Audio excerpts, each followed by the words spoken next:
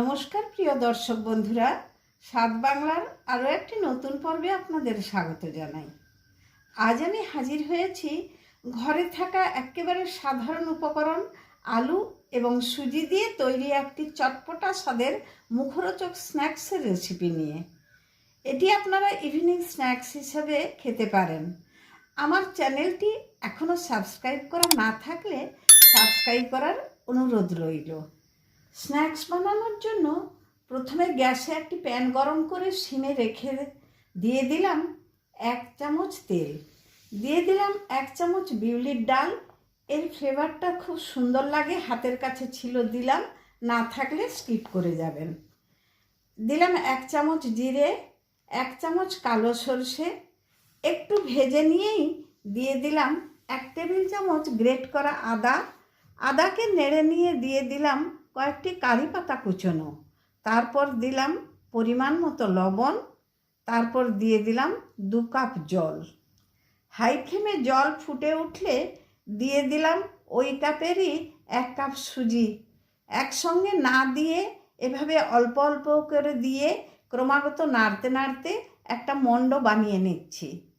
এবার মণ্ডটিকে ঢেকে gas off করে দিলাম 5 মিনিটের জন্য, যাতে সুজি সেদ্ধ হয়ে খুব সুন্দর সেট হয়ে যায়। 5-7 মিনিট পর সুজির ডোকে একটি ট্রেতে নিয়ে অল্প গরম থাকতে থাকতে দিয়ে দিলাম 2টি সেদ্ধ করা আলু গ্রেট করে, চাইলে ম্যাশ করেও দেয়া যায়। আলুর মাপে লবণ দিয়ে দিলাম। এরপর একে একে দিয়ে দিলাম মিহি করে কুচনো কাঁচা লঙ্কা, 1 চামচ চিলি ফ্লেক্স, রোস্ট করে মোটা মোটা করে গুঁড়ো করা ধনে জিরে মৌরি 1 টেবিল চামচ, চাট মশলা 1 টেবিল চামচ, না থাকলে আমচুর পাউডার বা লেবু রসও দেওয়া যায়। এবার এই সমস্তকে একসঙ্গে ভালো করে মিশিয়ে ঠেসে ঠেসে একটি সুন্দর ডো বানিয়ে নিলাম।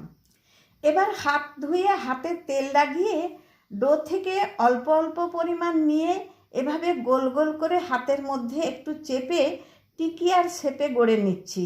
আপনারা চাইলে নিজেদের পছন্দ মতো গোল বা চৌকো শেপেও গড়ে নিতে পারেন। আমার সবকটি স্ন্যাক্স এভাবে গড়া হয়ে গেছে।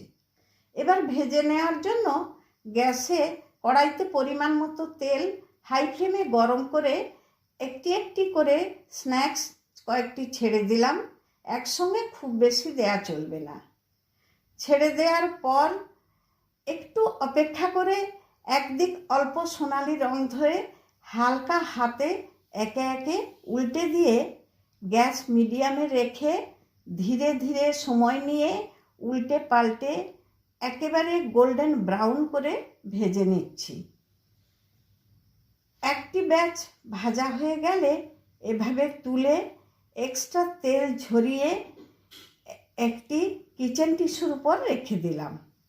একই পদ্ধতিতে মোট 3টি ব্যাচে সমস্ত স্ন্যাক্সগুলি ভেজে নিলাম। এগুলি গরম গরম টমেটো সসের সঙ্গে খেতে খুব ভালো লাগে। দেখুন কত সুন্দর হয়ে গেছে এই স্ন্যাক্সগুলি। আশা করি আমার এই আজকের স্ন্যাক্সের রেসিপি আপনাদের খুব ভালো লেগেছে। ভালো লাগলে আমায় লাইক কমেন্ট করে জানাতে ভুলবেন না যেন। ভিডিওটি দেখার জন্য অজস্র ধন্যবাদ।